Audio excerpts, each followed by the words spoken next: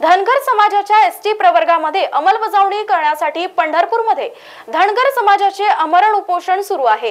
आज 6वा दिवस आहे। सरकारचा शिष्टमंडळ आज दुपारी 12 वाजता या उपोषण स्थळी भेट देणार असल्याचे सांगितले जात आहे।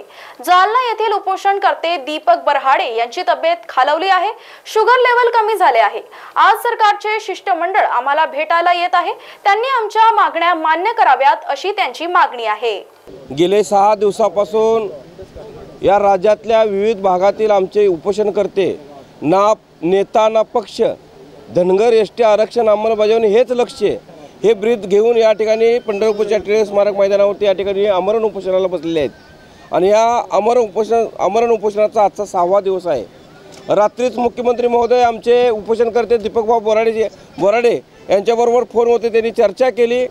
काल पण या ठिकाणी आमच्या समाजाचे नेते आमदार गोपीचंद पडळकर साहेब असतील, माजी आमदार प्रकाशअण्णा शेंडगे असतील, यांची उपमुख्यमंत्री देवेंद्रभाऊ फडणवीस साहेब यांच्याबरोबर चर्चा झाली।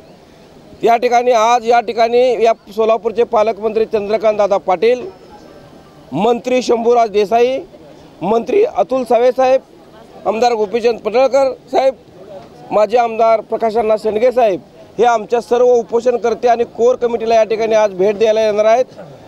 मला आपल्या माध्यमातून या मायबाप सरकारला एकच विनंती करायची आहे की गेल्या 70 वर्षापासून माझा धनगर समाज अभिप्रेत डॉक्टर बाबासाहेबांना अभिप्रेत असणारं धनगर एसटी आरक्षण अंमलबजावणीचा प्रश्न या मंत्री महोदयांनी तात्काळ संपवावा आणि माझ्या सर्वसामान्य गावगाड्यात राहणाऱ्या धनगर बांधवांना 2 कोटी धनगर बांधवांना जमातींना या ठिकाणी एसटीचा दाखला द्यावा, एवढीच विनंती या निमित्ताने मी करतो।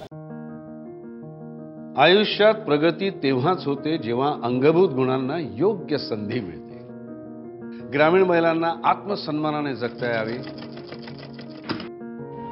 त्यांची जीवनोन्नती व्हावी म्हणून केंद्र आणि राज्य सरकार एकत्र कार्यरत आहे। गरीब महिलांच्या आयुष्यात समृद्धी यावी म्हणून उपजीविकेचे विविध स्रोत निर्माण केले जात आहेत। त्यांना स्वयंसहायता गट ते महिला किसान सशक्तीकरण परियोजनेचा लाभ मिळतोय।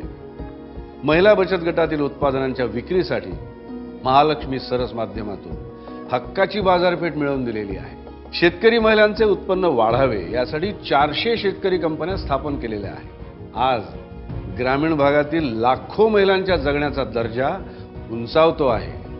महाराष्ट्र राज्य ग्रामीण जीवनोन्नती अभियान, निर्धार ग्रामीण विकासाचा, महाराष्ट्राच्या उन्नतीचा, ग्रामविकास व पंचायत राज विभाग, महाराष्ट्र शासन।